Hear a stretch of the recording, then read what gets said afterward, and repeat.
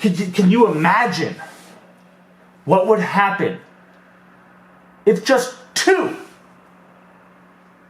people that are concealing a weapon want to fight back and shoot back to defend themselves?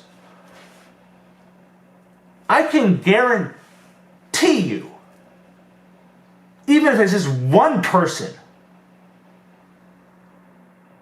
they will fight to the death, because you don't conceal carry to be a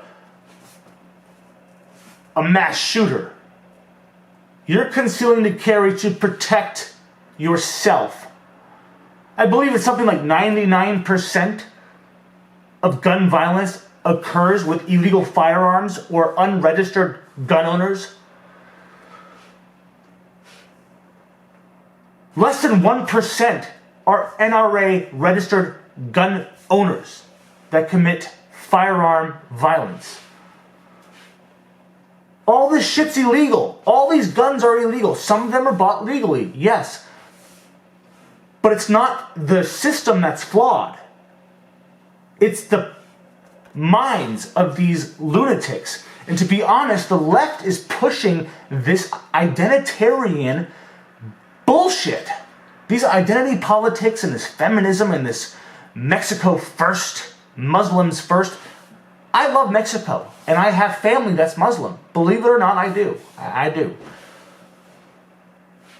But you just cannot say white men are bad and the left is literally racist against white men.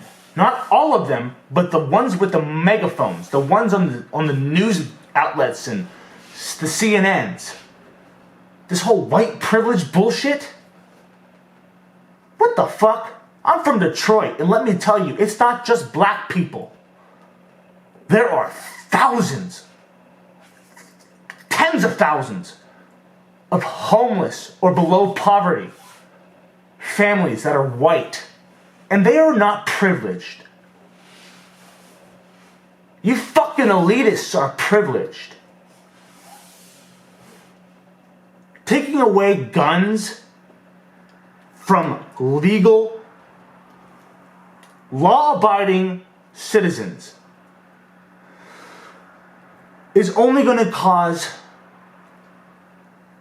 a lot of problems. A lot of problems. Let's read on some more facts. There is also a correlation between fewer mass public shootings and a higher gun ownership. According to the Lott and University of Chicago Bill Landis, I don't know. Between 1977 and 1999, right-to-carry laws reduced both the frequency and severity of mass public shootings. And to the extent to which mass shootings still occurred, they took place in those tiny areas, in those tiny states that where permitted concealed handguns were not allowed. Again, gun-free zones are the #1 target for mass shootings.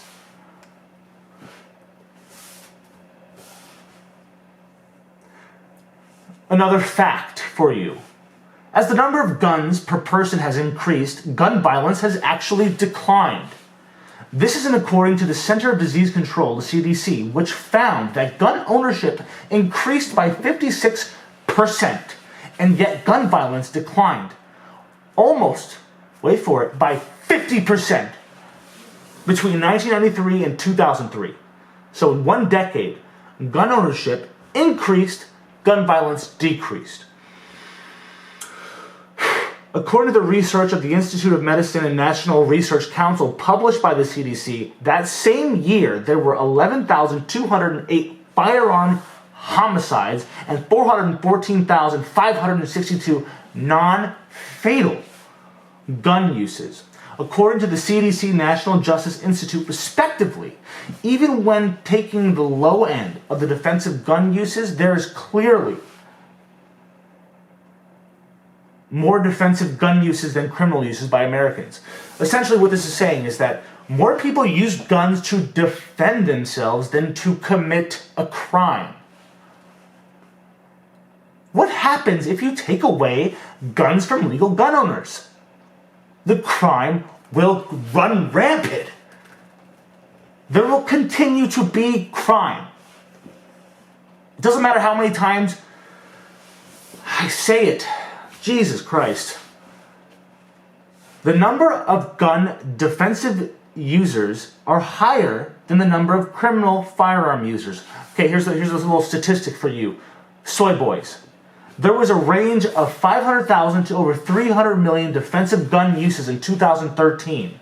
According to research from the Institute of Medicine and National Research Council, blah, blah, blah, blah, blah, blah. That same year, there were 11,200